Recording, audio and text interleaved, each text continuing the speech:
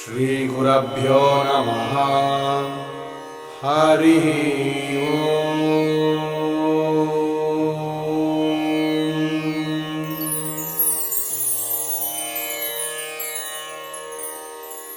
श्री शालग्राम महात्म्य।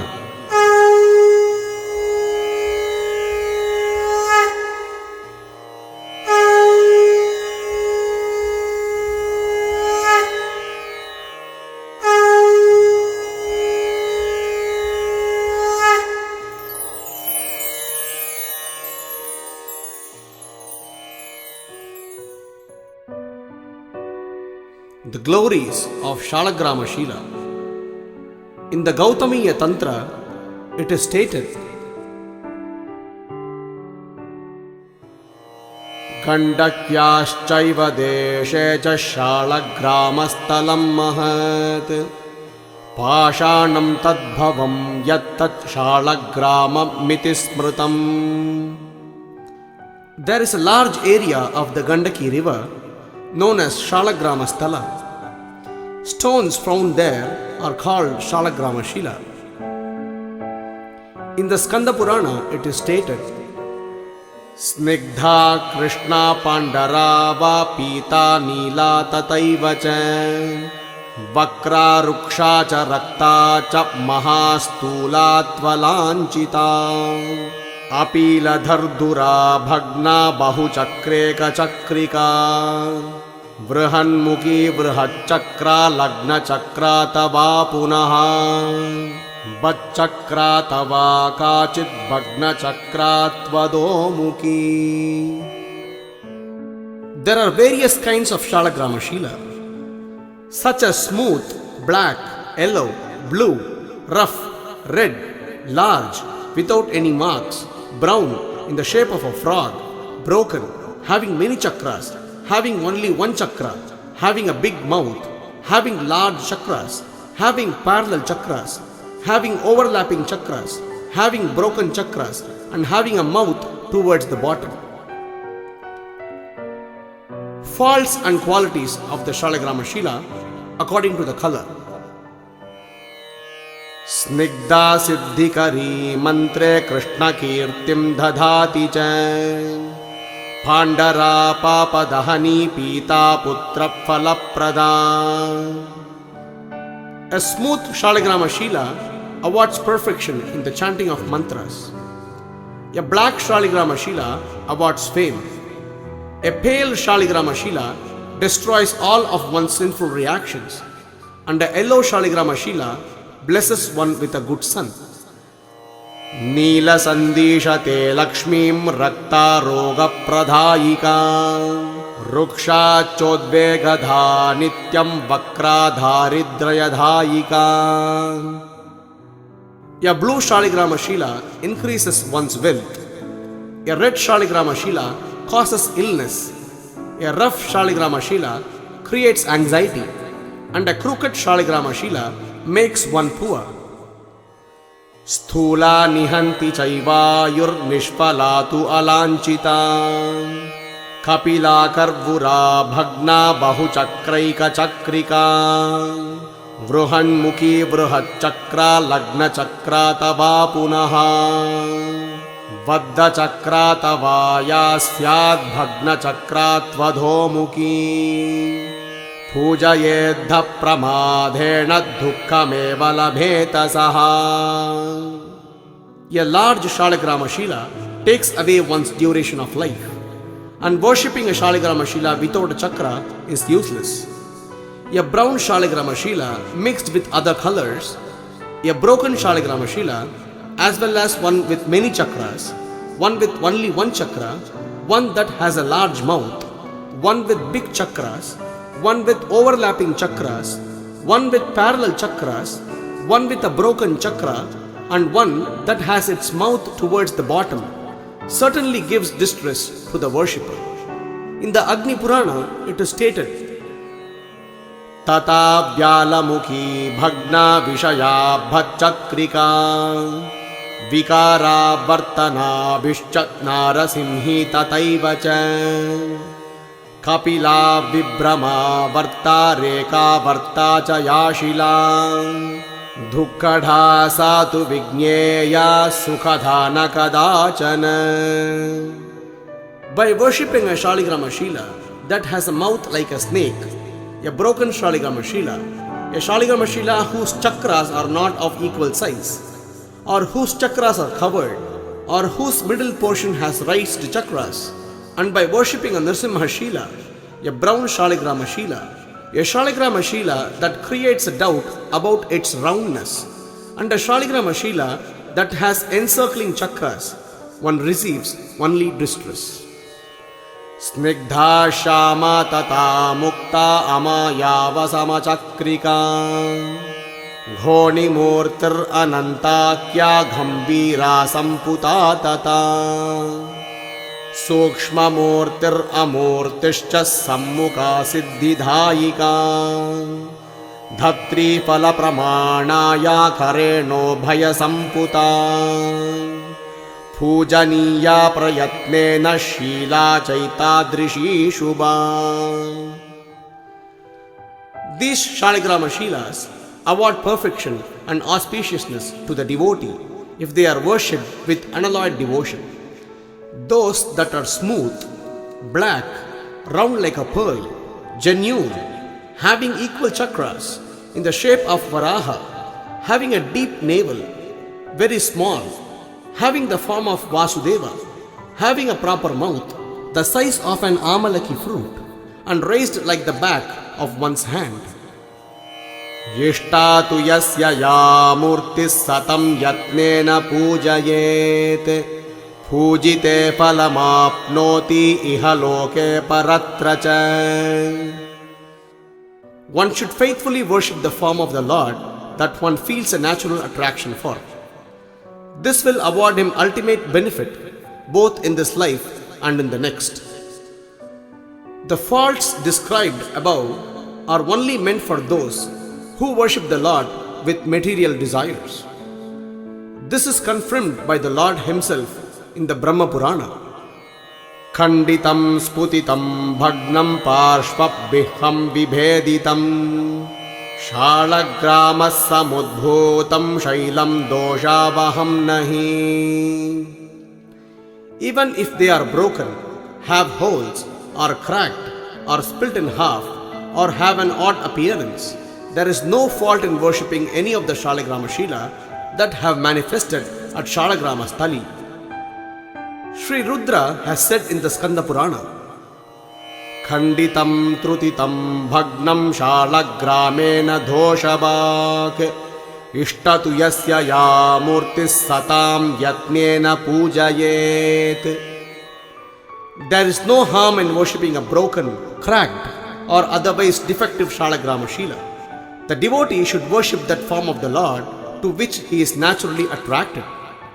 It is also stated, Chaksham va kevalam tatra padmena saha samyutam Kevala vanamala va harir lakshmya sahastitaha Mukya snigdadayastara mukya raktadhayo mataha Mukya bhavetva mukya hi pujye ityuchyate paraihi.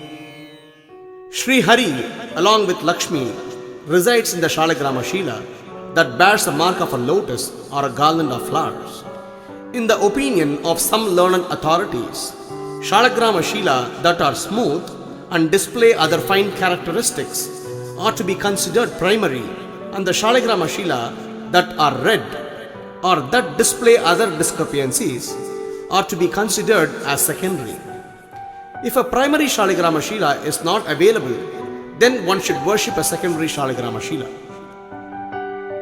According to their symptoms, Shaligrama Shila has different names. In a conversation between the Supreme Lord and Brahma that is found in the Brahma Purana, it is stated, Nivasami sadha brahman shalagramakya veshmani Tatraiva rata chakran kabheda namani me shrunu द्वारदेशे समे चक्रे दृश्यते नान्तरीयके वासुदेवः स विज्ञेयः शुक्लाभाश्चातिशोभनन्. O Brahmana, I always reside in the temple of a Shalagrama-shila. Now, hear from me about their names according to their characteristics and the chakras they possess. The Shalagrama-shila that has 2 chakras in front and is white and very beautiful is called Vasudeva. Dve chakre eka lagne tu purva bhagastu pushkalaha sankarshanaakyo vigneyo raktabishchati shobanan. The Shalagrama-shila that has 2 chakras joined together on the right side and which is slightly reddish and is very beautiful is known as Sankarshana. Pradyumna sukshma chakrastu pita deeptistataiva cha shushiram chidra bahulam shigrakarantu tadbhavet. The Pradyumna Shila has a fine chakra and is yellowish. The hole is his mouth is deep and sometimes there are many other holes. Aniruddhastu nilabho vartulascha shobanaha rekatrayantu tadvari prishtham padmena lanchitam.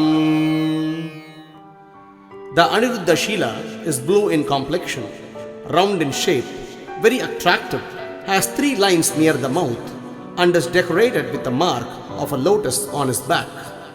Saubhagyam keshavo dadyat chatushkono bhavettu yaha shamam narayanam vidhan nabhichakram tatonnatam dhirga reka samopetam dakshineshu shiram prito urdvam mukham vijaniyat dvare cha harirupinam कामदं मोक्षधं चैव अर्थधं च विशेषतः परमेष्टि लोहिताभ पद्मचक्रसमन्वितः बिल्वाकृतिस्तथा पृष्ठे सुशिरं चातिपुष्कलम् कृष्णवर्णस्तथा विष्णुस्थूले चक्रे सुशोभनः ब्रह्मचर्येण पूज्यो सवन्यता विघ्नधो भवेत्.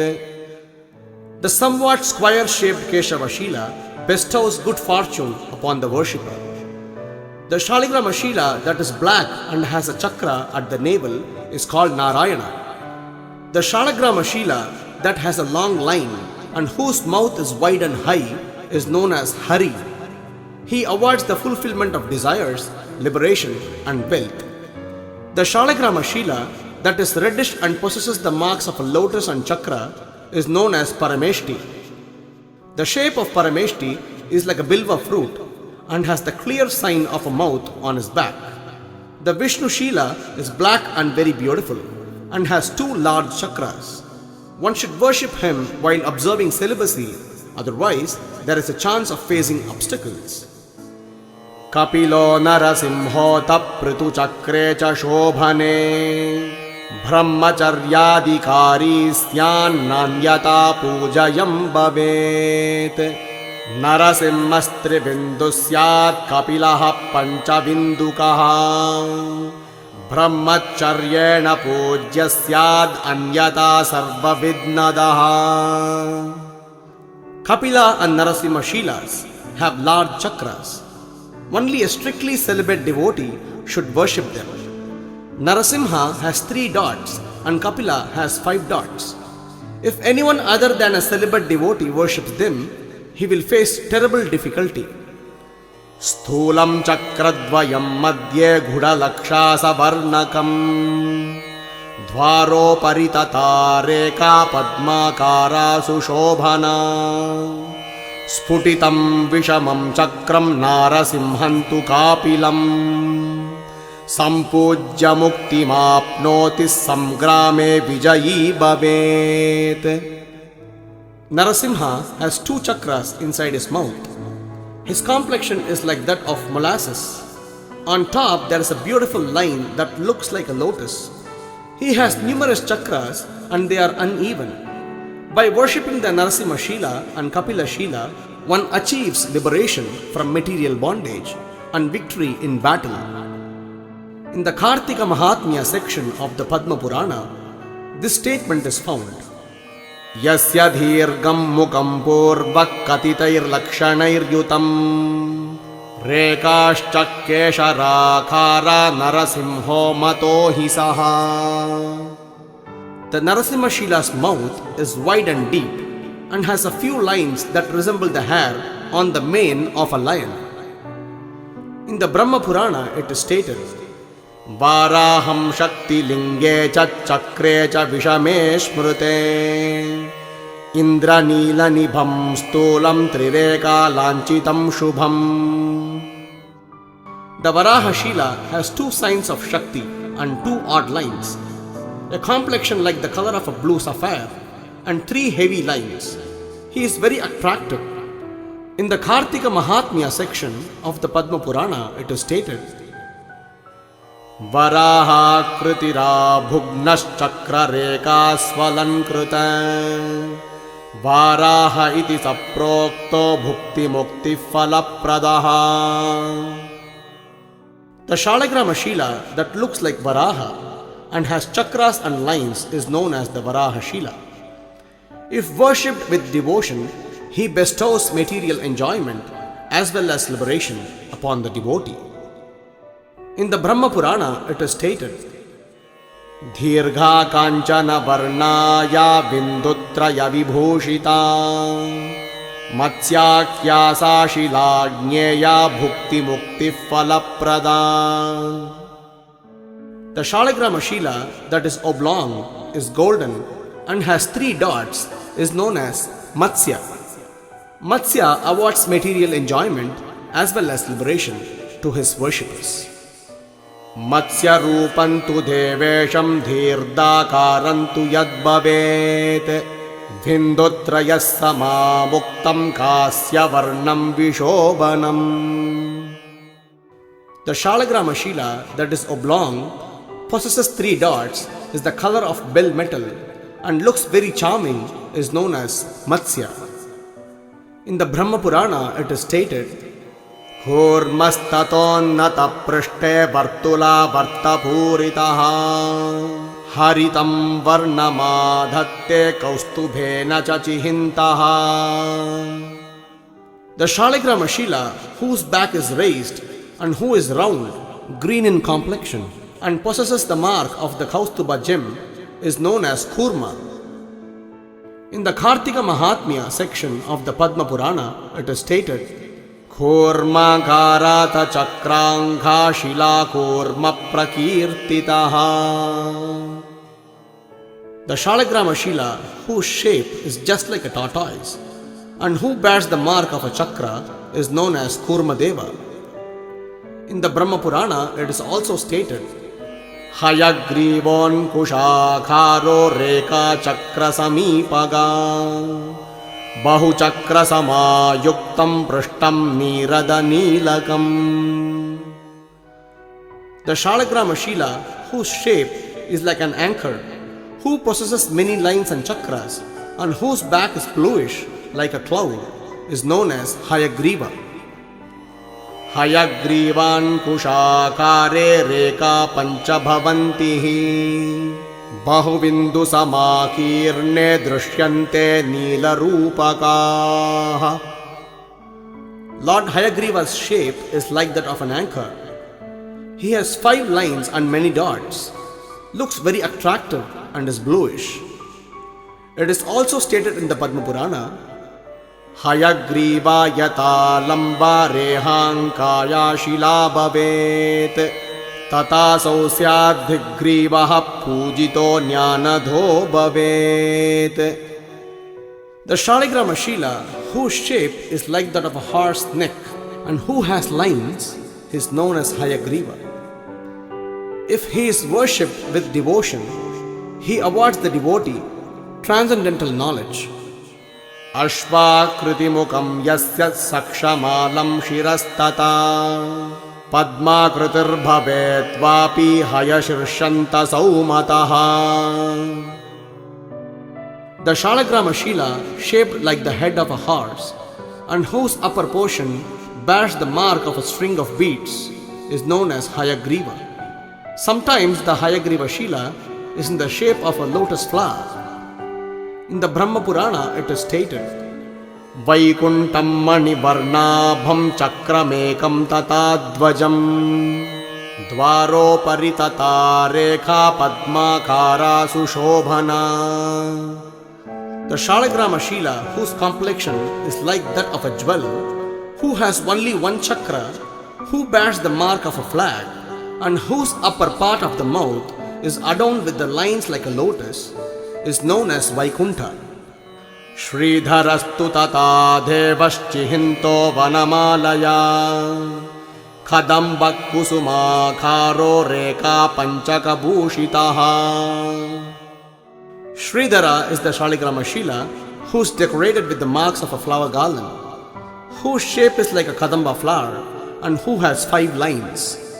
Vartulaschati hrishvascha vamana parikirtitaha Atasi kusuma prakyo bindhuna parishobitaha. The Vamana Shila is very small and round. His color resembles that of a linseed plant and he has many dots. Vamanakyo bhavedhevo hrisvo yasyan mahadutihi Urdha chakrastvadaschakra sobhishtartha pradorchitaha. The Shaligrama Shila, who is very small and shiny, who has chakras on the top and bottom, is known as Vamana Shila. When the Vamana Shila is worshipped, he fulfills all of one's desires. In the same Brahma Purana, it is stated, Sudarshanastata deva shama varno mahadutihi Vama parshve gada chakre reke chaivatu dakshine. The Shaligrama Shila, that is black, shiny, adorned with marks of a club and chakra on the left side and has 2 lines on the right side, is known as Sudarshana. In the Kartika Mahatmya section of the Padma Purana, it is stated, Chakrakarena pantisa yatra reka mayi bhavet sa sudarshana yityevam khyata puja phalapradaha. He whose lines are like a chakra is known as Sudarshana. If the Sudarshana Shila is worshipped, he awards one the fulfillment of his cherished desire. Dhamodharastata stulo madhye chakram pratishtitam Dhurbabham dvari sankirnam pita reka tataiva cha. The Dhamodara Shila is large and the color of Dhurba grass. It possesses chakras and has a few fine yellow lines near his mouth. In the same section of the Padma Purana, it is stated, Uparyadascha chakre dve nati dhirgam muke bilam Madhye cha reka lamvaika sacha dhamodara smrita. The Shaligrama Shila, that has 2 chakras, one on the top and one on the bottom, whose mouth is not so wide and has a long line in the middle, is known as Damodara. Sthulo Damodaro Jneya Sukshma Randro Bhavetu Yaha Chakre cha madhya deshaste pujitas sukhadas sada. Damodara is large, his mouth is narrow, and he has 2 chakras in the middle. If he is worshipped with devotion, he bestows happiness upon the devotee. Nana varno hyanantakyo naga bhoge na chihintaha Aneka murti sambhinna sarva kama phalapradaha. The Ananta Shila is of many different colors. He is sometimes in the shape of a snake, but at other times he has other forms. He awards the worshipper the fulfillment of his cherished desire. In the Padma Purana, it is also stated, Ananta chakro bahubishchihnairapi upalakshitaha Ananta Satpu Vigneyas Sarva Puja Phalapradaha. He who possesses many chakras and is of various colors is known as Ananta. He fulfills all the desires of his worshippers. Hishyate Shikare Linga Shalagrama Samudbhavam Tasya Yogeshwaro Nama Brahma Hatyam Vyapohati.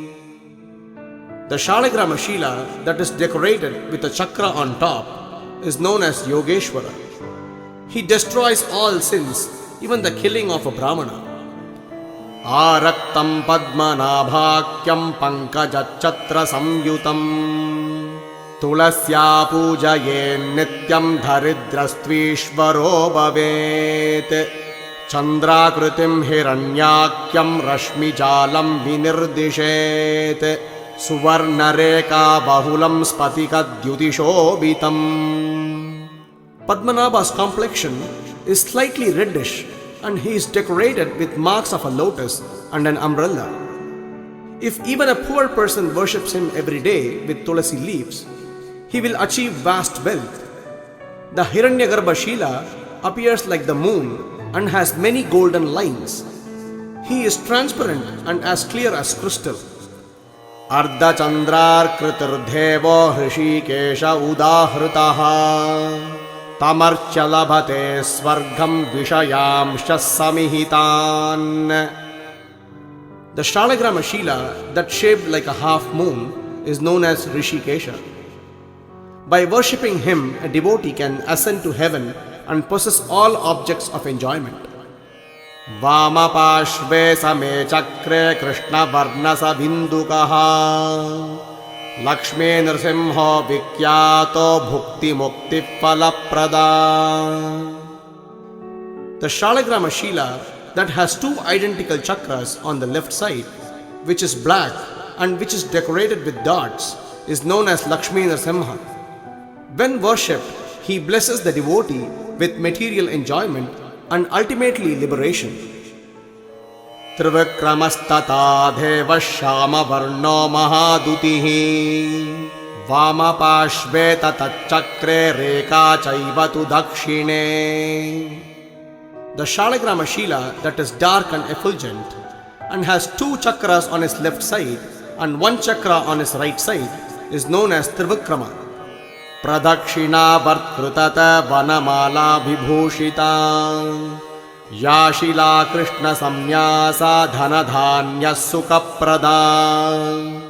The Shalagrama Shila that is marked on his right side with a garland of forest flowers that sways back and forth is known as Sri Krishna. He awards his worshipper wealth, food grains and happiness. In the Gautamiya Tantra, it is stated, Bahubir Janma Birpurnar Yadi Krishna Shilam Labet Ghoshpadena tu Chihnena Janustena Samapyate. Only after many births one can obtain a Krishna Shila that is adorned with the hoof print of a calf.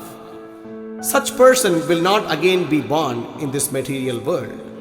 Chatastro yatra drishyante reka pashva samipagaha dve chakre madhya deshe tu sashila tu chaturmukha. The Shalagrama Shila that is decorated with 4 lines side by side and has 2 chakras in the middle is known as Chaturmukha.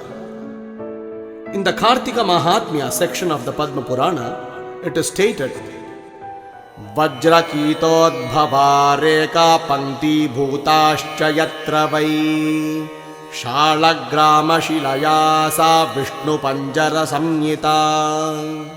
The Shalagrama Shila that bears a row of lines that appear etched within the stone is known as Vishnu Panjara.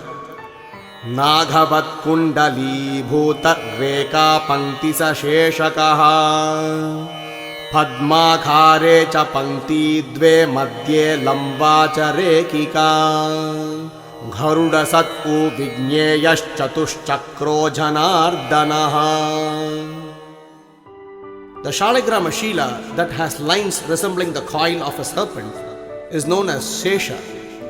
The Shaligrama Shila having two lines that resemble a lotus flower, as well as a long line and four other lines, is known as Janardhana. Chatushchakra Sukshmadvaro Vanamalankichodaraha Lakshmi Narayana Shriman Bhukti Mukti Phalapradaha. The Shaligrama Shila having four chakras, whose mouth is narrow and whose middle is decorated with the mark of a flower garland, is known as Lakshmi Narayana. This Shaligrama Shila awards one material enjoyment and ultimately liberation. Yetal lakshana yuktastu Shalagrama Shila Shubhaha Yashchastasvapi Sukshma Syusta Prasashtakara Smritaha. All Shaligrama Shilas that bear the above mentioned marks are considered very auspicious. Among them, those that are very small are considered most auspicious.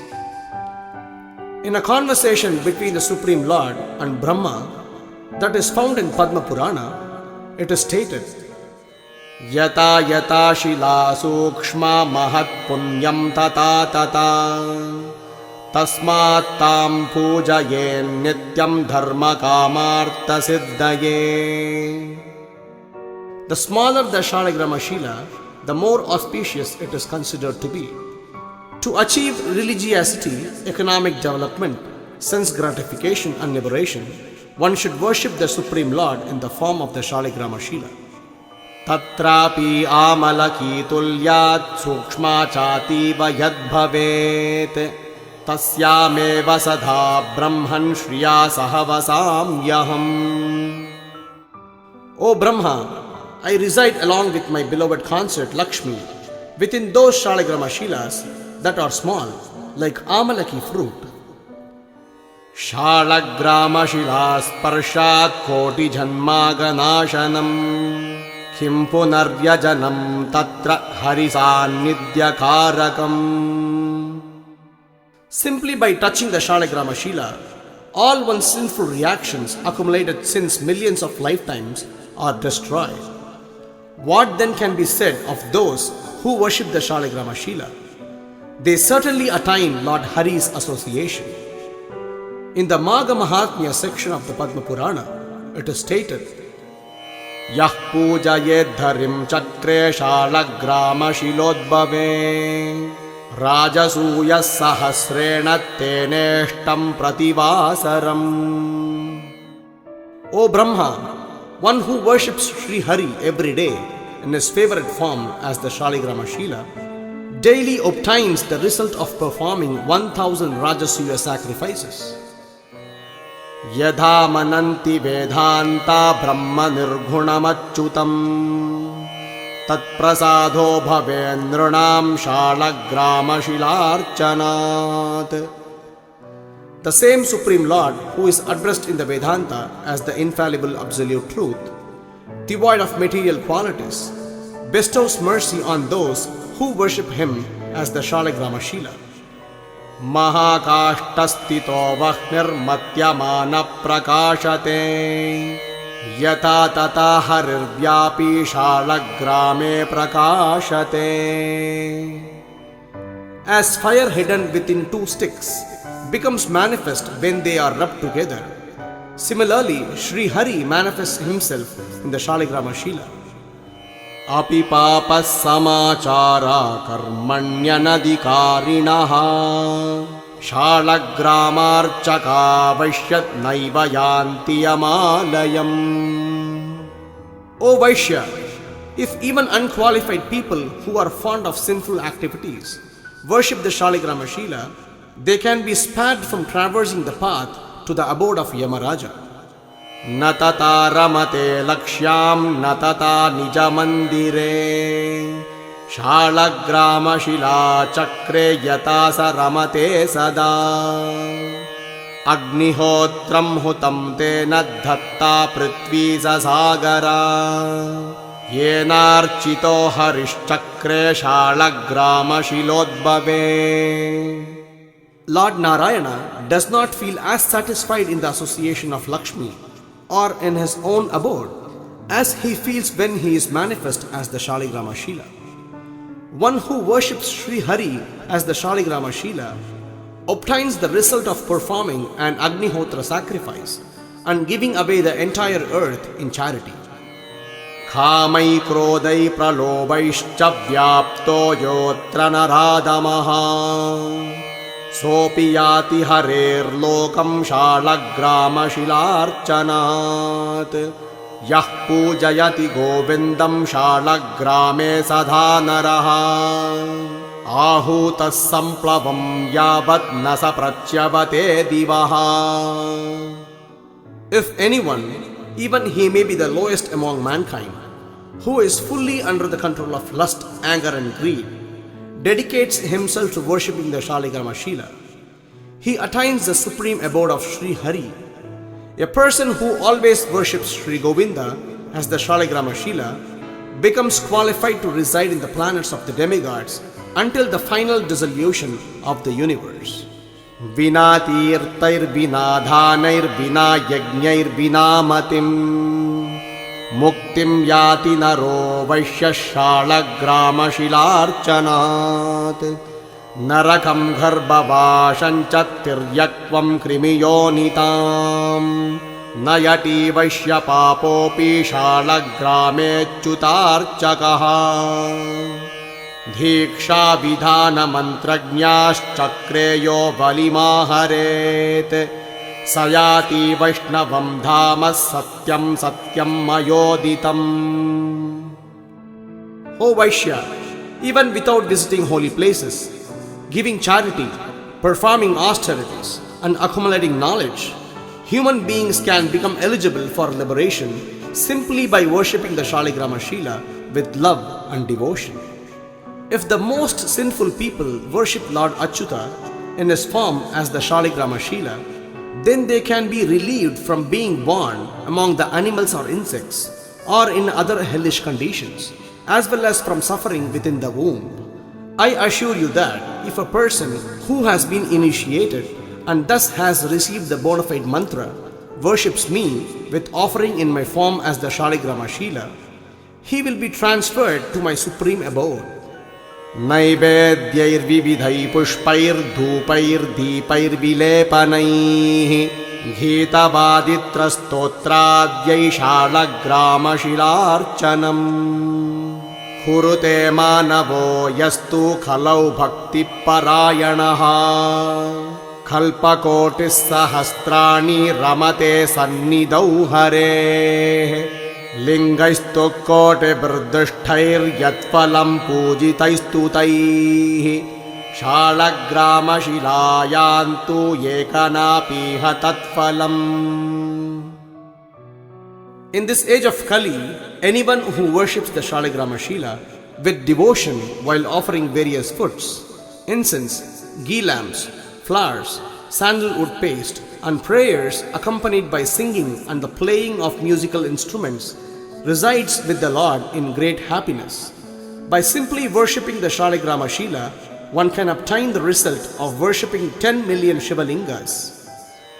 Shalagrama Shilarupi yatra tishtati Keshavaha tatra devasura yaksha bhuvanani chaturdasha. Demigods, asuras, yakshas and the entire 14 worlds are present where Lord Keshava in the form of the Shaligrama Shila is worshipped. Shalagrama Shilayantu yahshardam kurute naraha pitarastasya tishtanti trapta kalpashatam divi. A person who performs the Shraddha ceremony to his forefathers by worshipping the Shaligrama Shila ensures that his forefathers joyfully live in the planets of the demigods for 100 kalpas. Shalagrama Shila yatra tirtam yojanatrayam tatra dhanam japo homa sarvam koti gunam bhavet. An area of 24 miles around the place where the Shaligrama Shila is worshipped becomes transformed into a holy tirtha. As such, all pious activities, including the giving of charity, chanting of mantras, and performance of fire sacrifice that are executed in this area yield 10 million times greater result. शालग्रामशमीपे तु क्रोशमात्रं समन्ततः किकतोऽपि मृतो याति वैकुण्ठभुवनं नरा. If a fallen person who was born in Kikata Desha gives up his material body within 2 miles of a place where the Shaligrama Shila is being worshipped, attains Vaikuntha Loka in the spiritual sky. Shalagrama Shila Chakram yo dadyadhanamuttamam bhuchakram tena dattam shyat shashailavanakaananam. Anyone who donates an auspicious Shaligrama Shila bearing marks of a chakra obtains the result of giving charity the entire earth along with its mountains, forests and gardens. In a conversation between Lord Shiva and Kartikeya found in the Kartika Mahatmya section of Skanda Purana, it is stated, Shalagrama Shilayantu Trailokyam Sacharacharam Maya Saha Mahasena Linam Tishtati Sarvada. O Kartikeya, I always reside along with the 3 worlds of moving and non-moving living entities in the Shaligrama Shila. Dhyashta pranamita yena snapita pujita tata Yajna koti samam punyam ghavam koti phalam bhavet. Anyone who sees, offers obeisances to, performs abhishek or worships the Shaligrama Shila attains the result of performing 10 million fire sacrifices and giving away 10 million cow in charity. Kama saktopi yo nityam bhakti bhava vivarjitaha Shalagrama shilam vipras sampujye vachyuto bhavet. O Brahmana, even if a person who has no devotion or love for the Lord and is full of material desires worships the Shaligrama Shila, he attains the liberation of having the same bodily features as Lord Vishnu. Shalagrama Shila bimbam hatya koti vinashanam smritam sankirtitam dhyatam pujitam cha namaskrutam. Simply by offering obeisances to, remembering, glorifying or worshipping the Shaligrama Shila, one becomes relieved of all sinful reactions, even if he had killed 10 million living entities. Shalagrama Shilam Jashtva Yanti Papanyanekashaha Simha Jashtva Yata Yanti Vane Mrugagana Bayat Namaskaroti Manujam Shalagrama Shilarchane Papani Vilayam Yanti Tamasuryodhaye Yata. As animals such as deer living in the forest run away out of fear as soon as they see a lion, so all of one's sinful reactions flee as soon as one sees the Shaligrama Shila. By offering obeisances to the Shaligrama Shila, after worshipping him in devotion, all of one's sinful reactions are destroyed, just as darkness is dissipated by the rising of the sun. Kama saktotva kruddha Shalagrama Shilarchanam Bhaktya va yadi va bhaktya krutva muktim avapnuyat Vaivasvatam bhayam nasti tata marana janmanoh Yah katam kurute Vishno Shalagrama Shilagrataha Gitairvadyastata stotrai Shalagrama Shilarchanam Kurute manavo yastu kalau bhakti parayanaha Kalpakoti sahasrani ramate Vishnu sadmani. If a person who is under the spell of either lust or anger worships the Shaligrama Shila, either with or without devotion, he attains liberation from material bondage.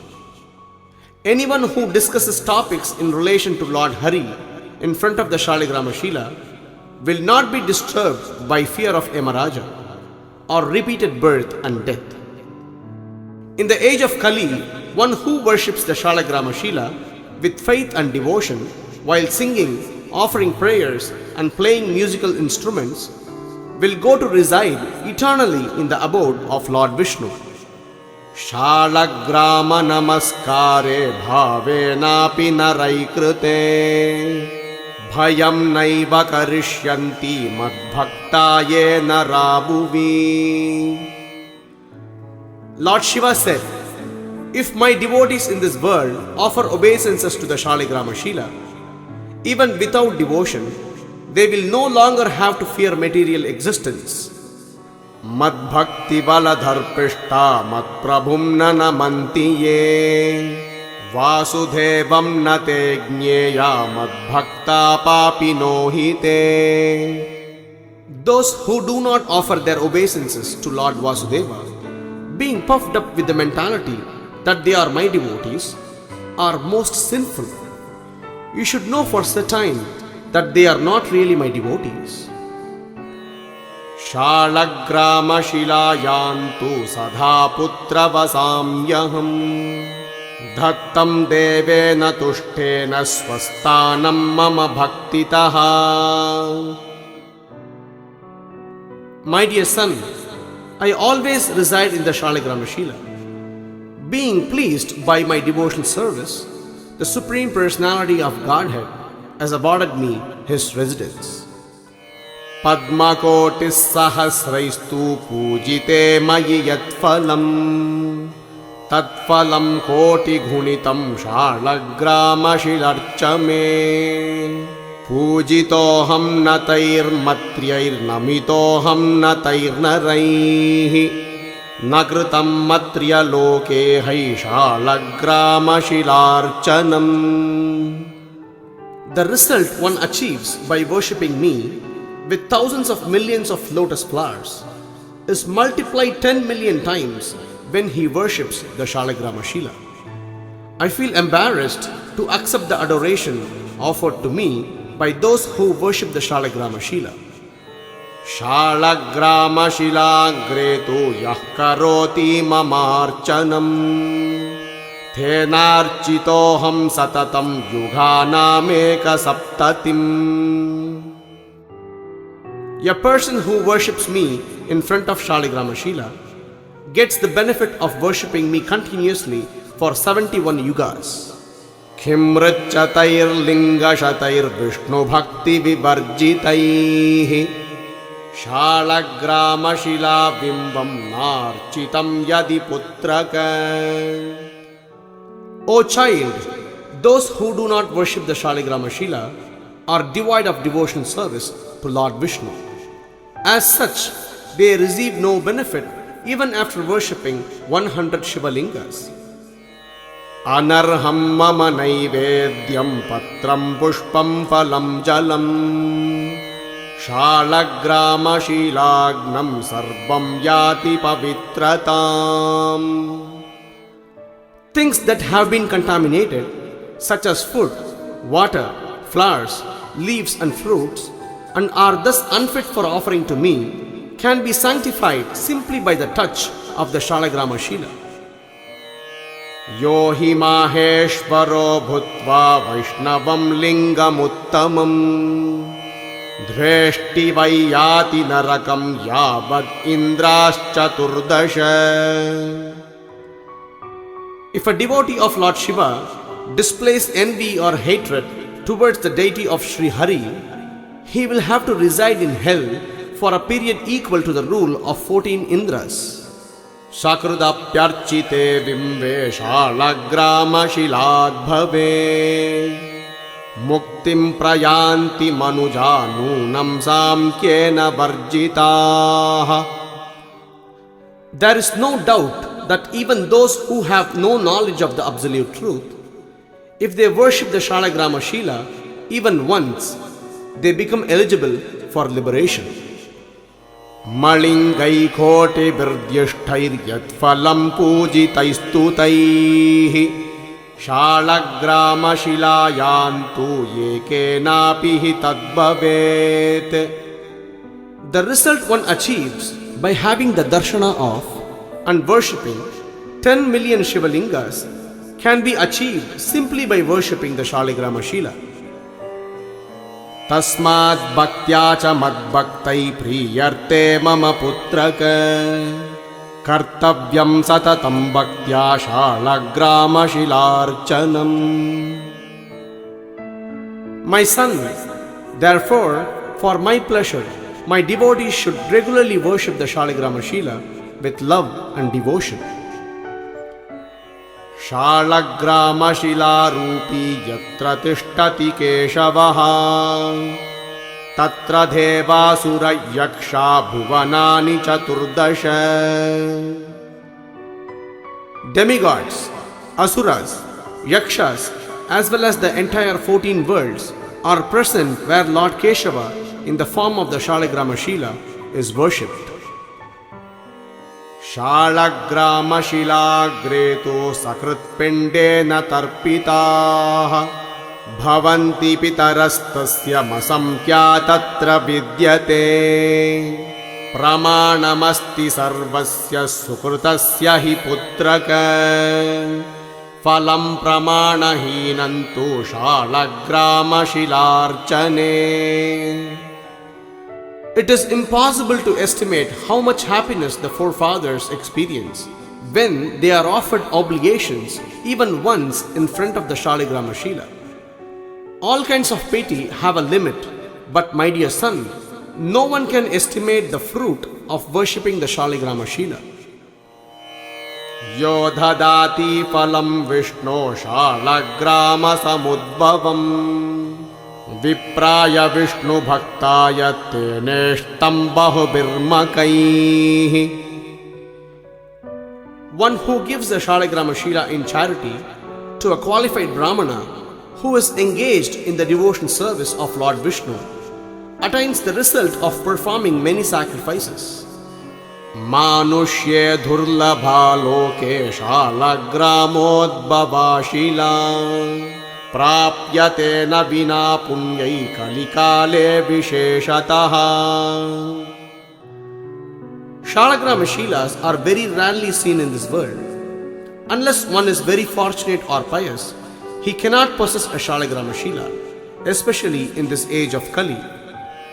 Sadhanya purusho loke safalam tasya jivitam Shalagrama Shila Shuddha Gruhe Yasya Cha Pujita. In this world, that person is certainly glorious and his life is surely successful, in whose house the Shalagrama Shila is being worshipped.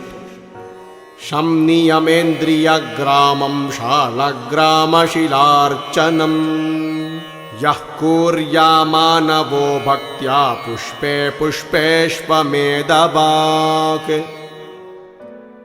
By worshipping the Shaligrama Shila with offering of flowers, a devotee with a controlled mind attains the result of performing a harsh sacrifice with each of his flower offerings. Khale va yadi va khale Shalagrama Shilarchanam Bhaktya va yadi va bhaktya yah karoti sa punyabhak. Whether at a proper time or at an improper time, whether with devotion or without devotion, if a person simply worships the Shaligrama Shila, he achieves perfection. Dveshenapi cha lobhena dhambena kapatena va Shalagramodbhavam devam drishtva papat pramuchyate. Simply by having darshana of the Shaligrama Shila, even if out of greed, envy, pride, duplicity, or any other such motive, a person becomes free from all sinful reactions. Ashuchirva dhurachara satya shaucha vivarjitaha शालग्रामशिलां स्पृष्ट्वा सद्य एव शुचिर्भवेत्. Whether one is pure or sinful, whether one is truthful or ill-behaved, simply by touching the Shalagrama-shila, he at once becomes purified. तिलप्रस्थशतं भक्त्या यो ददाति दिने दिने तत्फलं समवाप्नोति शालग्रामशिलार्चने. पत्रं पुष्पं फलं मूलं तोयं धूर्वाक्षतं सुत ध्यायेते मेरुना तुल्यं शालग्रामशिलार्पितम्. इति हीनोऽपि यः कुर्यात् क्रियामन्त्रविवर्जितः चक्रपूजम् अवाप्नोति सम्यक् शास्त्रिदितं फलम्. The result one obtains by devotedly giving a fixed quantity of sesame seeds in charity every day can be achieved simply by worshipping the Shaligrama-shila.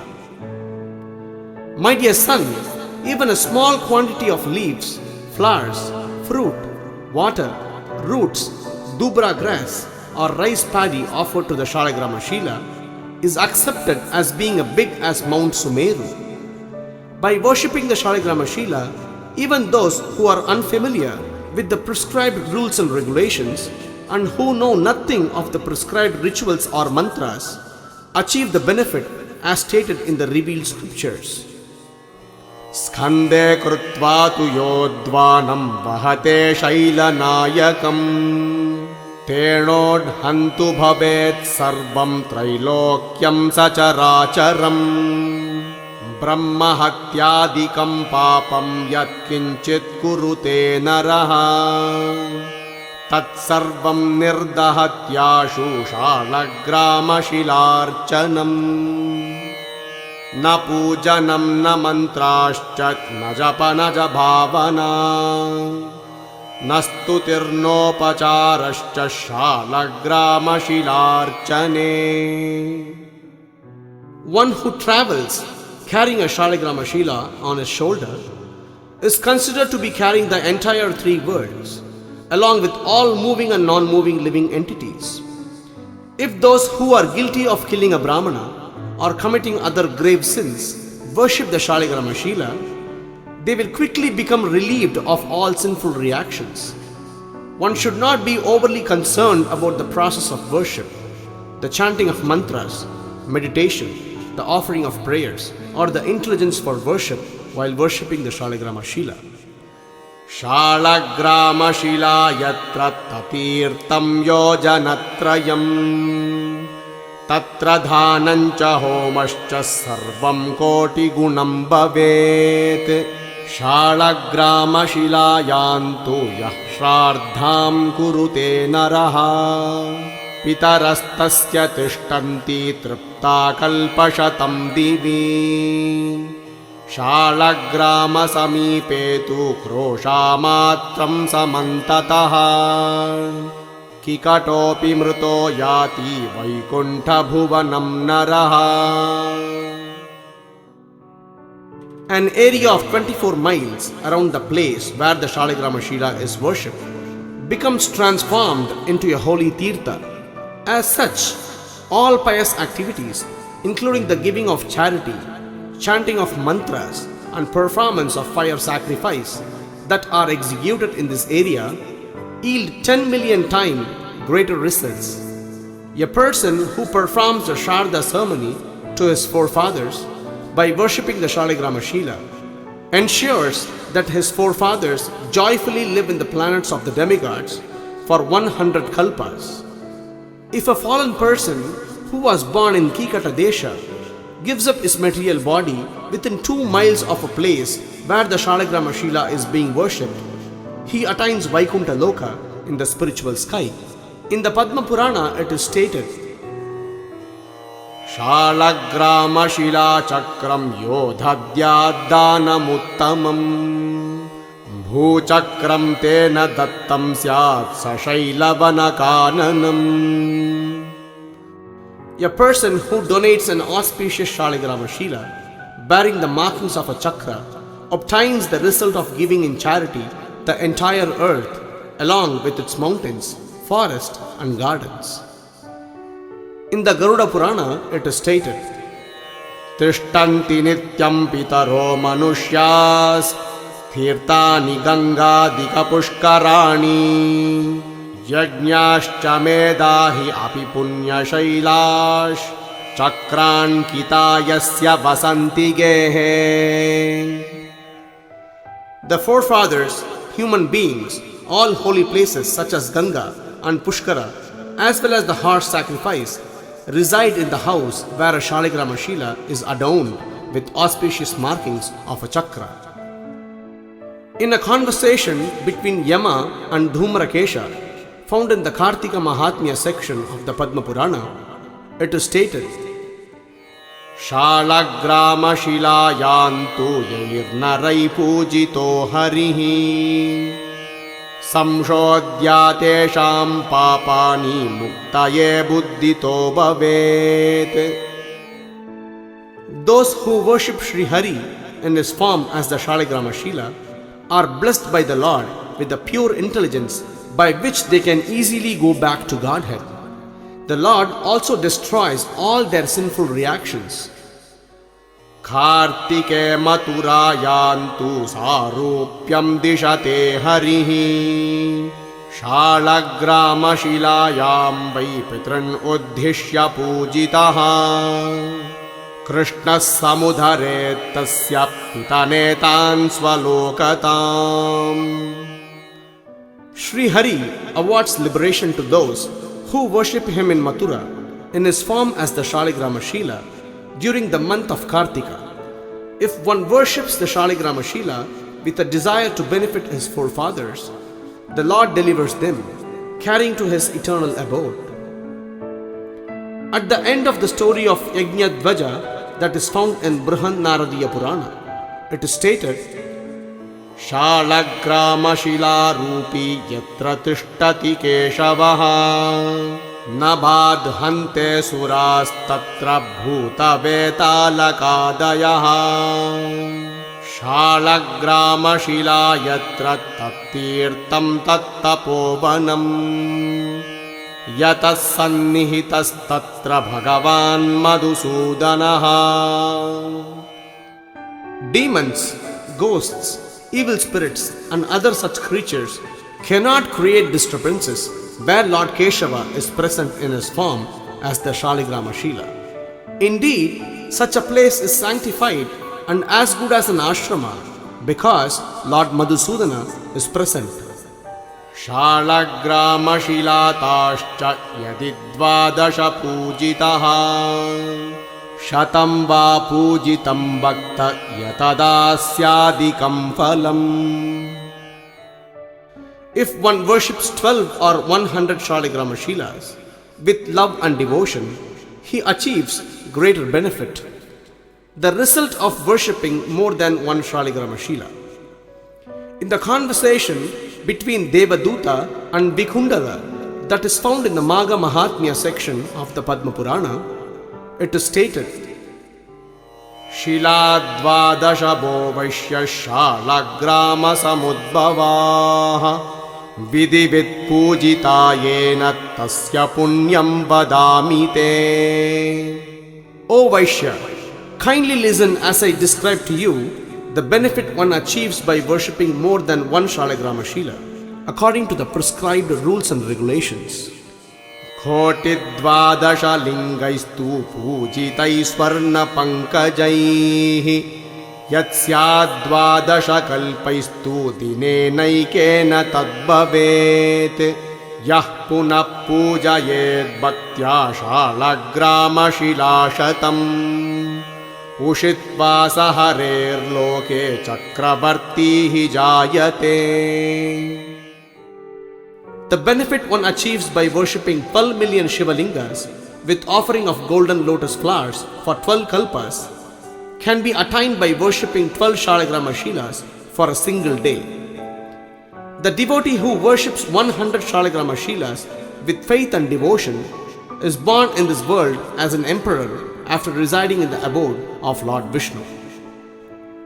In a conversation between Lord Shiva and Kartikeya that is found in the Kartika Mahatmya section of the Skanda Purana, it is stated, Dvadashaiva Shilayo Vaishalagrama Samudbhavaha Archayed Vaishnavo Nityam Tasya Punyam Vadami Te Kotilinga Sahasraistu Pujitairjana Virtate Kashivase Yugantashtau Dine Naikena Tadbhavet Kim Punarbhavo Yastu Pujayed Vaishnavo Naraha Nahi Brahmadayo Devas Samkhyam Kurvanti Punyataha. Let me describe to you the good fortune of a Vaishnava who worships 12 Shaligrama Shilas. The result one obtains by worshipping 12 million Shivalingas on the banks of the Ganges or by residing in the holy city of Kashi for 8 yugas can be achieved by worshipping 12 Shaligrama Shilas according to the prescribed rules and regulations for only one day. What then can be said of those Vaishnavas who worship more than 12 Shaligrama Shilas? The fact is, even great personalities such as Lord Brahma cannot begin to estimate their position. Selling and buying Shaligrama Shila is prohibited. In the Skanda Purana, it is stated, Shalagrama Shilam Yo Mulyam Udghatayen Naraha Vikreta Chanumanta Cha Yapariksha Mudirayet Sarve Te Narakam Yanti Yavadahut Samplavam Atas Samvarjayet Viprachakrasya Kraya Vikrayam. One who estimates the value of a Shaligrama Shila, one who sells a Shaligrama Shila, one who approves of estimating the value of a Shaligrama Shila, and who analyzes the faults and qualities of a Shaligrama Shila for the purpose of a sale, reside in hell until the total dissolution of the material creation. Therefore, O Brahmana, one should never sell or purchase a Shaligrama Shila. Installation of a Shaligrama Shila is prohibited. In the same Skanda Purana, it is stated, Shalagrama Shilayantu Pratishthanaiva Vidyate Mahapujantu Gritvadau Pujayetam Tato Buddhaha. It is prohibited to install a Shaligrama Shila. A learned devotee should first conduct very grand worship of the Shaligrama Shila and then continue worshipping every day according to his ability. Ato disthana vargeshu suryadishviva murtishu Shalagrama Shilaiva syad adhishthanam uttamam hare. It is concluded by learned transcendental personalities that among all places where the Lord is said to reside, such as the sun as well as all forms of the Supreme Lord, the Shaligrama Shila is the best. The Shaligrama Shila is the best residence of Supreme Lord. In the Padma Purana, it is stated, Hridi surye jale vata pratimas tandileshu cha sambyarcha harim yanti naraste vaishnavam padam atava sarvada pujyo vasudevo mumukshubhihi Shalagrama Shila Chakre Vajrakita Vinirmate Adhishthanam Hitad Vishno Sarva Papa Pranashanam Sarva Punya Pradam Vaishya Sarveshamapi Muktidam. By worshipping Sri Hari within the heart, within water, as the deity, as he resides in the sun, or on a sanctified altar, devotees become qualified to return to the abode of the Lord. If those who desire liberation are not satisfied by worshipping the Lord in any of these forms, they should worship Lord Vasudeva as the Shaligrama Shila adorned with markings of chakras. O Vaishya, the Shaligrama Shila form of Lord Vishnu frees one from sinful reactions awards one the results of perfection and ultimately liberates the worshipper from material bondage. In a conversation between Yama and Dhumrakesha, found in the Kartika Mahatmya section of the Padma Purana, it is said, Puja cha vihita tasya pratimayam nripatmaja Shaili dharumayi lauhi lepya cha saikata Manomayi manimayi Shri Murtir Ashtada Smrita. O Prince, it is recommended that one worship Lord Vishnu in his form as the deity. The deity is said to be of 8 varieties: stone, wood, metal, earth, paint, sand, the mind, and jewels. Shalagrama Shilayantu Sakshat Shri Krishna Sevanam Nityam Sannihitastatra Vasudevo Jagadguruhu. When the Shalagrama Shila is worshipped, it should be understood that Lord Sri Krishna is being directly worshipped. Vasudeva, the original spiritual master of the universe, eternally resides in the Shalagrama Shila. In a conversation between Lord Shiva and Kartikeya that is found in the Kartika Mahatmya section of the Skanda Purana, it is stated, Suvarnarchana Ratnarchana Shilarcha Surottama Shalagrama Shilayantu Sarvada Vasate Harihi. Lord Hari does not always reside in a deity made of gold, jewels or stone, but he always resides in the Shalagrama Shila.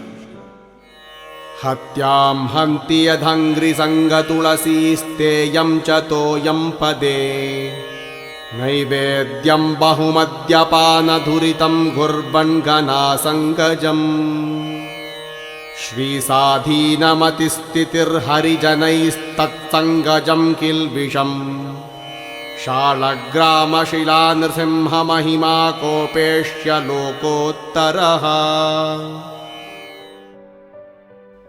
The extraordinary glories of the Nrsimha Shila can be understood as follows. A tulasi leaf offered to his lotus feet destroys the sin of killing a Brahmana. Water that has washed his lotus feet nullifies the sin of stealing. And his remnants of food destroy the sins of drinking wine and having intimate relations with the wife of one's spiritual master. By remembering him and associating with his devotees, one becomes delivered from the fault of associating with the above mentioned sinners. Shalagrama Shila Rupa Bhagavan Mahimam Bhudehe Urmin Ghanayitum Shakya Shri Chaitanya Shri Topikaha. Even if one supposedly knows everything, he cannot estimate the waves of the ocean of the Shalagrama Shila's glories. Worship of the Shalagrama Shila is eternal.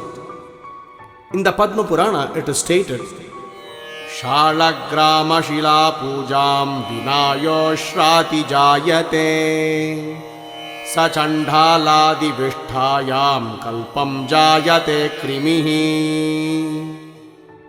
A person who eats before worshipping the Shalagrama Shila will live as a worm in the stool of degraded people, such as dog eaters.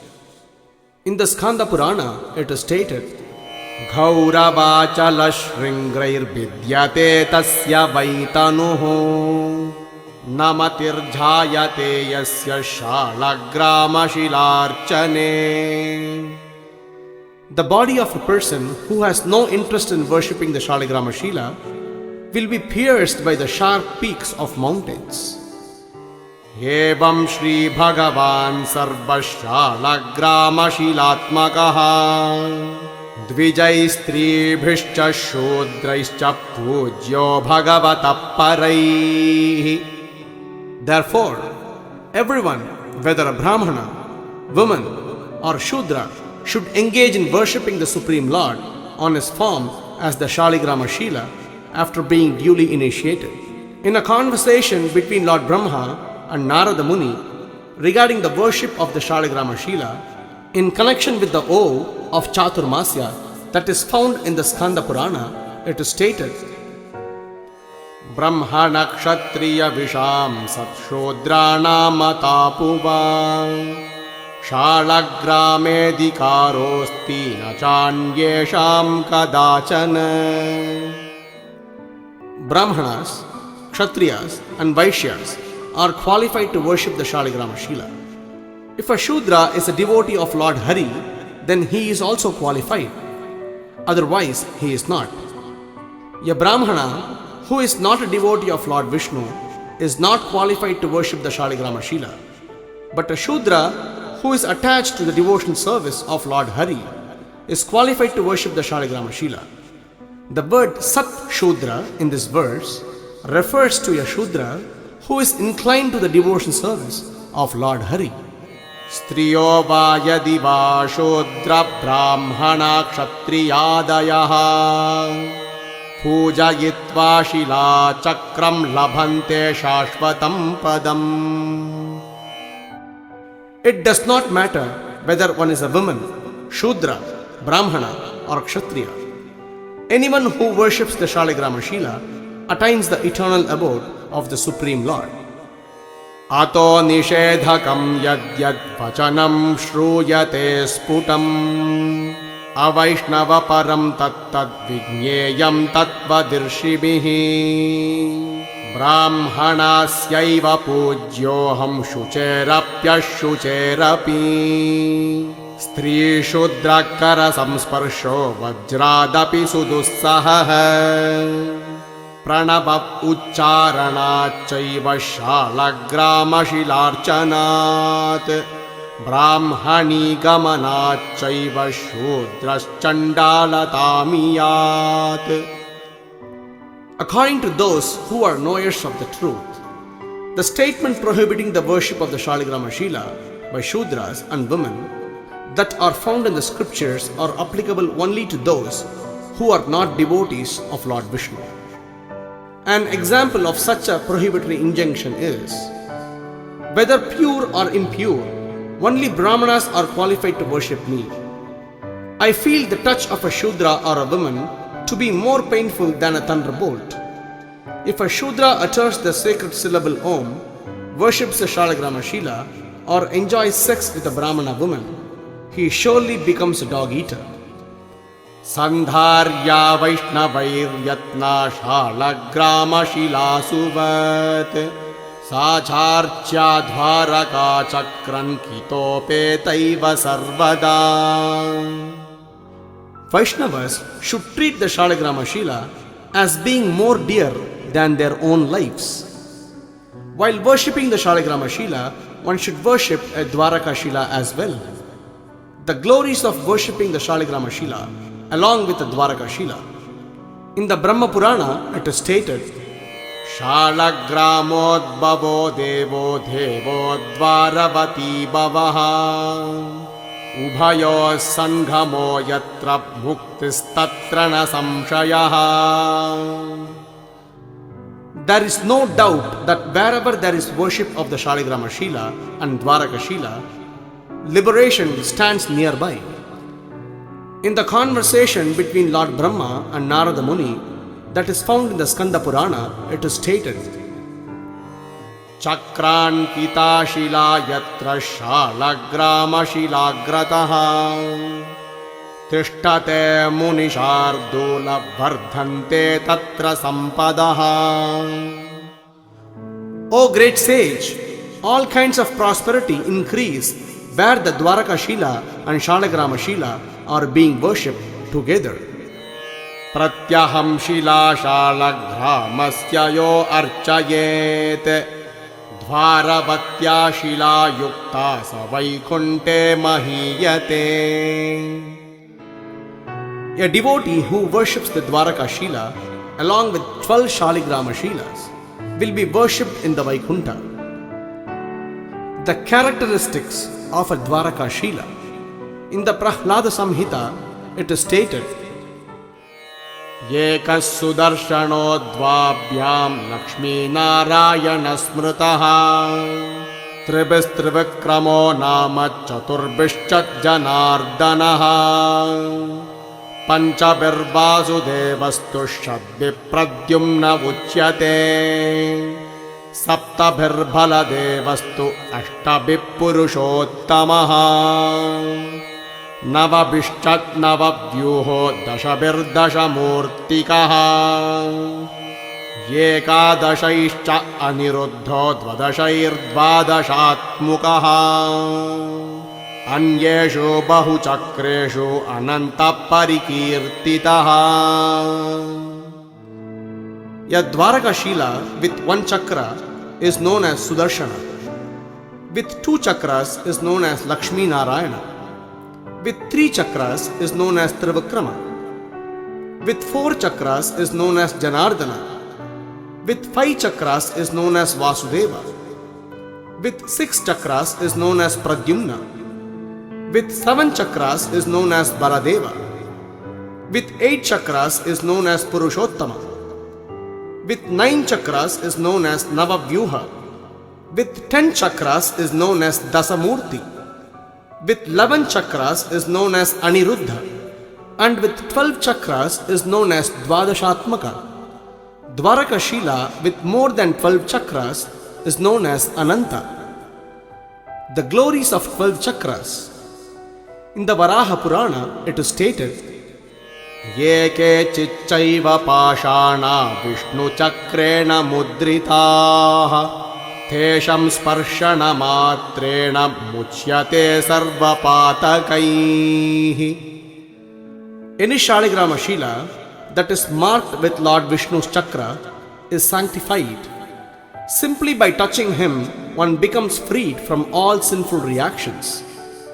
In the Garuda Purana it is stated, Sudarshanadyastu Shila Pujita Sarvakamadāha. All of one's desires becomes fulfilled simply by worshipping a Shaligrama Shila, such as the Sudarshana Shila. In the Skanda Purana it is also stated, Bhaktya va yadi va bhaktya chakranka pujayennaraha api chet sudhuracharo muchyate natra samshayaha.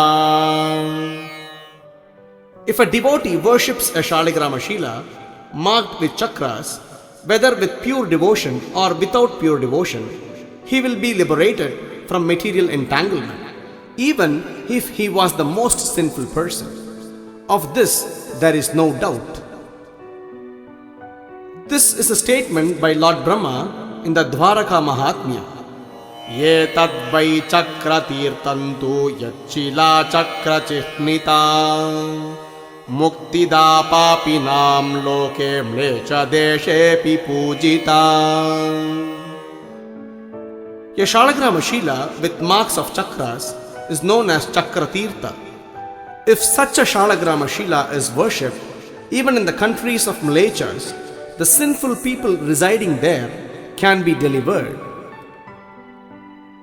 Dwaraka Shilas with different chakras award different results. In the Kapila Pancharatra, it is stated, Eka chakrasya pashano dvaravatyaṣu shobanaha Sudarshana bido yosau mokshaika paladhayakaha Lakshmi narayano dvabhyam bhukti mukti phalapradaha Yebishchachuta ruposau phalam aindram prayacchati Chaturbhujaschatuర్చక్ర చతుర్వర్గః ఫలప్రదః పంచభిర్వాసుదేవశ్చ జన్మ మృత్యుభయాపహః షద్భిః ప్రద్యుమ్న ఏవాసౌ లక్ష్మీం కాంతి దదాతి సః సప్తభిర్బలభద్రోऽసౌ గోత్రకీర్తి వివర్ధనః ददाति वाञ्छितं सर्वम् अष्टभिः पुरुषोत्तमः नवचक्रो नृसिंहस्तु फलं यच्छत्यनुत्तमम् राज्यप्रदो दशभिस्तुर्दशवतारकस्मृतः एकादशभिरैश्वर्यम् अनिरुद्धप्रयच्छति निर्वाणं द्वादशात्मासौ सौख्यदश्च सुपूजितः. A Dwarakashila with only one chakra is known as Sudarshana. He bestows liberation upon his worshipper. A Dwarakashila with two chakras is known as Lakshmi Narayana. He awards the worshipper material enjoyment and liberation. A Dwarakashila with three chakras is known as Achyuta. He awards his worshippers the position of Indra. A Dwarakashila with four chakras is known as Chaturbuja. He bestows the four objects of life. A Dwarakashila with five chakras is known as Vasudeva. He removes the fear of birth and death.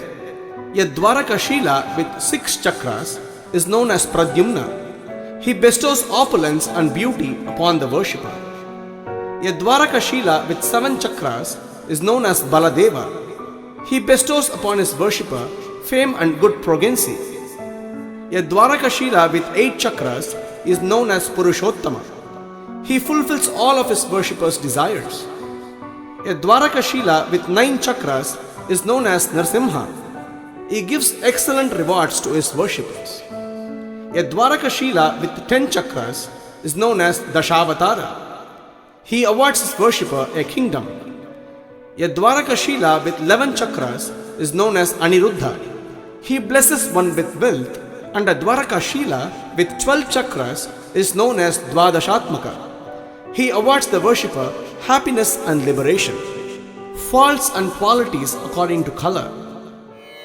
Krishna mrityu-prado nityam dhumrashchaiva bhayavaha asvastyam karvuro dadyaan nilastu danaha nidaha chidro dharidraya dukkhani dhatyat sampujito dhruvam Pandarastu mahad dukkam bhagno bharya viyogadaha Putra pautra dhanaishvarya sukham atyantam uttamam Dhadati shukla varnashcha tasmad enam samarchayete.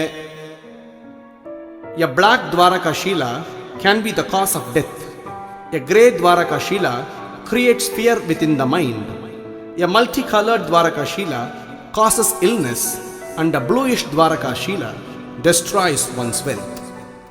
The worship of a Dwarakashila with a hole will cause one to become distressed. A yellow Dwarakashila causes great misery, and a broken Dwarakashila causes one to lose his wife.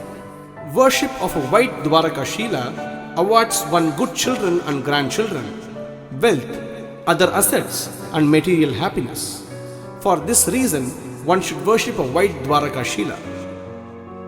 In the Prahlada Samhita, it is stated, Krishna mrityu pradhanityam kapila cha bhayavaha roghartim karvuradhadyat pitavota vinashini dhumra bhavittanashaya bhagna bharya vinashika Satchidra chatrikona chattata vishachakrika Ardha kritirya cha pujya sthana bhavantihi.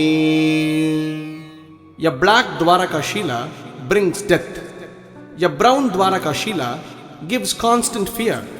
A multicolored Dwarakashila brings disease. A yellow Dwarakashila destroys one's wealth. A grey Dwarakashila also exhausts one's wealth. And a broken Dwarakashila separates one from his wife. One should never worship Dwarakashila that had uneven chakras or holes. Nor should one worship those that are triangular or have the shape of a half moon. The great sages Garga and Ghalava have said, Sukhada samachakratu dvadashi chottama shubha Vartula chaturashtra chat narayana sukha pradha त्रिकोणा विषमा चैव छिद्रा भग्ना तथैव च अर्धचन्द्राकृतिर्या तु पूजाहीन भवेत्तु सा फलं नोत्पद्यते तत्र पूजितायां कदाचन. A Dwaraka Shila with equal chakras gives one pleasure. A Dwaraka Shila with 12 chakras is very auspicious. Completely round and square Dwaraka Shila award the worshipper happiness. One should never worship Dwaraka Shila that are triangular, having odd-looking chakras, having holes that are broken, or having a shape like a half moon. There is no possibility of receiving any benefit by worshipping such Dwaraka Shilas. The faults described above are only meant for those who worship the Lord with material desires. For devotees who have the desire to perform unalloyed pure devotion service, the Lord showers His mercy unlimitedly. Sri Shalagrama Shila Mahatmya ki Jai. Hare Krishna.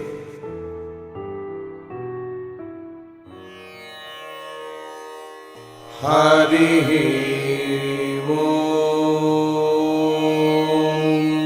Tat Sat.